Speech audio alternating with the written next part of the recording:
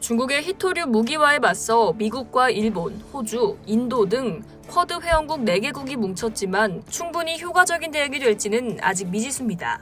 17가지 종류의 히토류 중 몇 가지는 거의 중국에서만 생산된다고 봐도 무방하기 때문에 대체 물질을 개발하든 아니면 중국에 전적으로 의존해야 할 판입니다.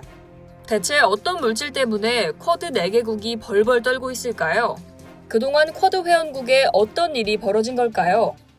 12일 니케이 신문은 미국과 일본, 호주, 인도 등 쿼드 회원국 4개국이 히토류 확보에 협력할 것을 밝혔다고 보도했습니다.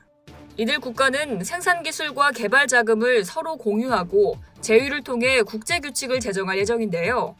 히토류는 란타넘, 세륨, 네오짐, 디스프로슘 등 광물질로 전기 자동차에 들어가는 고성능인 모터, 축전지, 탈탄소 제품, 전투기나 미사일 같은 국방 물자 등 첨단 제품을 제작하는 데 필수적인 소재입니다.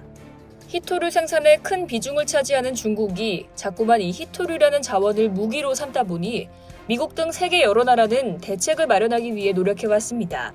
최근엔 국가 간 결속을 강화해 중국에 맞서겠다는 계획이 나왔는데요.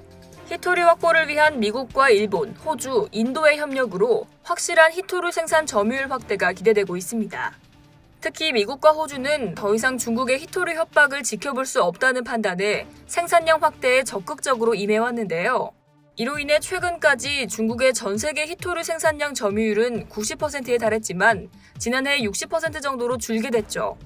이렇게 성공적으로 생산량을 늘려가고 있지만 극복할 수 없는 몇 가지 물질 때문에 난감해하고 있습니다. 바로 디스프로슘과 테르뷴이라는 히토류입니다.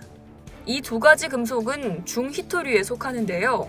중히토류는 경히토류에 비해 희소성이 더 크고 중국이 아닌 곳에서 거의 생산되지 못하고 있습니다. 특히 디스프로슘과 테르뷴 등은 중국 생산량이 99%에 달하죠. 미쓰비시 UFJ 리서치 앤드 컨설팅의 시미즈 코타로 선임 연구원은 전기차 배터리 자석의 원료인 테르뷴이나 디스프로슘 등은 중국 외 국가에서는 조달이 어렵다며 4개국 협력만으로는 충분한 공급망 구축이 어려우므로 중국의 대응을 바꾸는 게 중요하다고 말했습니다. 이 말은 즉 중국을 계속 자극한다면 곤란해질 수 있다는 거죠. 석유 수출 기구에게 원유가 있다면 중국에겐 히토류가 있다는 등소평의 말 기억하시죠?